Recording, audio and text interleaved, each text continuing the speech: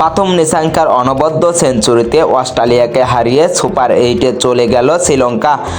182 রানের টার্গেট তাড়া করতে নেমে 12 বল হাতে রেখে 8 উইকেটের দাপুটে জয় পায় লঙ্কানরা। জিম্বাবুয়ের পর শ্রীলঙ্কার বিপক্ষে হেরে বিদায়ের শঙ্কায় পড়েছে সাবেক চ্যাম্পিয়ন অস্ট্রেলিয়া।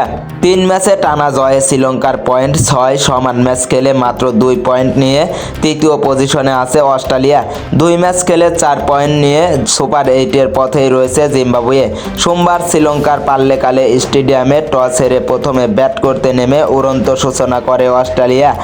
8.2 ওভারে 50 বলে অস্ট্রেলিয়ার সংগ্রহ ছিল 104 রান। দলের এমন অবস্থা দেখে মনে হয়েছিল 200 ছাড়িয়ে যাবে। এরপর দারুণভাবে খেলায় ফেরে শ্রীলঙ্কা। একের পর এক উইকেট তুলে নিয়ে অস্ট্রেলিয়াকে কোণঠাসা করে দেয় লঙ্কানরা। 15 ওভার খেলা শেষে অস্ট্রেলিয়ার সংগ্রহ ছিল 4 উইকেটে 151 রান। তখনও মনে হয়েছিল স্কোর 200 ছাড়িয়ে যাবে, কিন্তু শেষ দিকে ব্যাটিং তাণ্ডব চালানোর পরিবর্তে নিয়মিত বিরতিতে উইকেট হারিয়ে 30 বলে 6 উইকেট হারিয়ে 30 রানের বেশি করতে পারেনি অস্ট্রেলিয়া।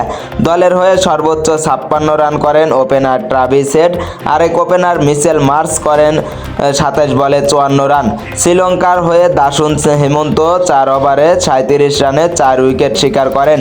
4 ওভারে 36 রানে 2 উইকেট নেন দুষ্মন্ত চামিরা। টার্গেট তাড়া করতে নেমে ইনিংসের দ্বিতীয় ওভারে উইকেট হারান ওপেনার কোশাল পেরেরা। এরপর কোশাল মেন্ডিসকে সঙ্গে নিয়ে 97 রানের জুটি গড়েন ওপেনার প্রথম নিশাঙ্কা।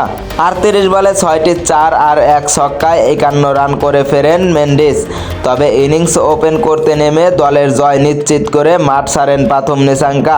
তিনি 52 বলে 10টি 4 আর 5টি ছক্কার সাহায্যে 100 রান করে অপরাজিত থাকেন।